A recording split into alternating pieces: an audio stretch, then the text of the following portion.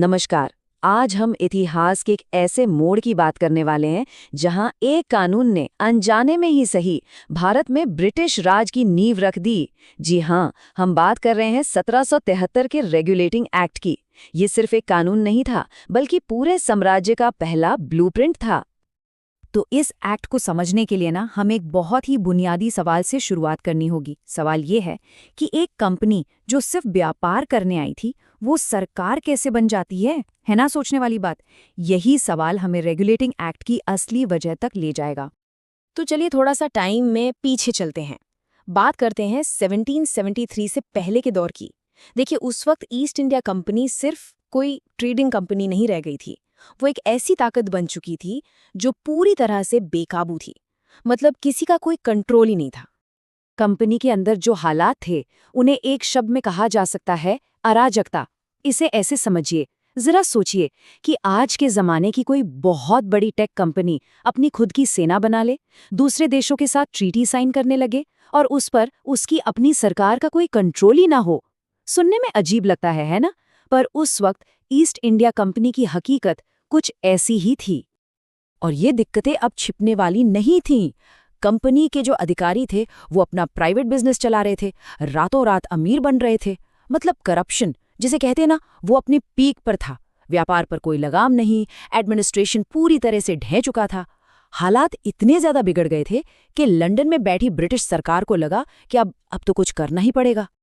और बस यहीं से ब्रिटिश संसद की एंट्री होती है इस कहानी में। भारत से जो खबरें पहुंच रही थीं करप्शन की, मिसमैनेजमेंट की, उन सब ने पार्लियामेंट को एक बहुत बड़ा, एक डिसाइसिव स्टेप लेने पर मजबूर कर दिया।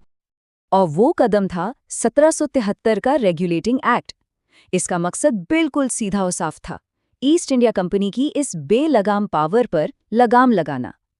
और पता ही एक ऐतिहासिक पल क्यों था? क्योंकि ये पहली बार हो रहा था कि ब्रिटिश सरकार अपनी ही एक कंपनी के काम में सीधे सीधे दखल दे रही थी। तो सवाल ये उठता है कि इस कानून में आखिर था क्या?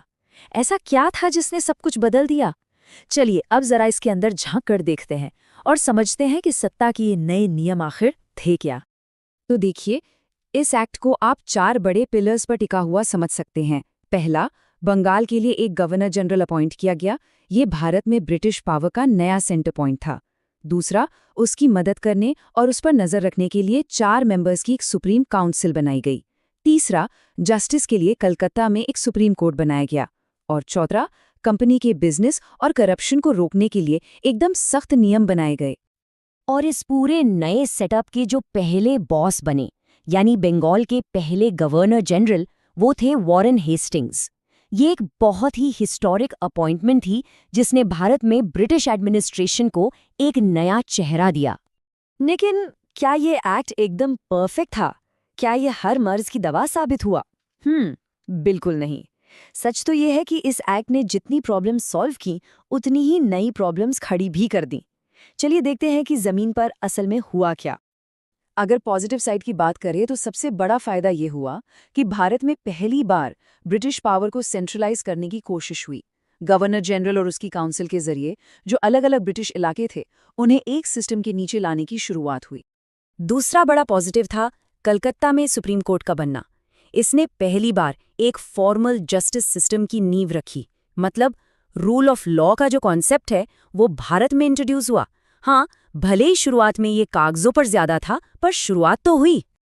लेकिन इस एक्ट के डिजाइन में ही एक बहुत बड़ी प्रॉब्लम थी, एक अजीब सा कॉन्फ्लिक्ट। सोचिए, एक तरफ तो गवर्नर जनरल को एडमिनिस्ट्रेशन का हेड बना दिया और दूसरी तरफ उसकी अपनी काउंसिल को ही पावर दे दी कि वो उसे रोक सकती है, उसके फैसलों को चैलेंज कर सकती है। अब इसका नतीजा क्या होगा? जाहिर है, लगातार टकराव और हर फैसले में बेहिसाब देरी। तो कुल मिलाकर देखें तो इस एक्ट की 2 सबसे बड़ी कमजोरियां उभरकर सामने आईं।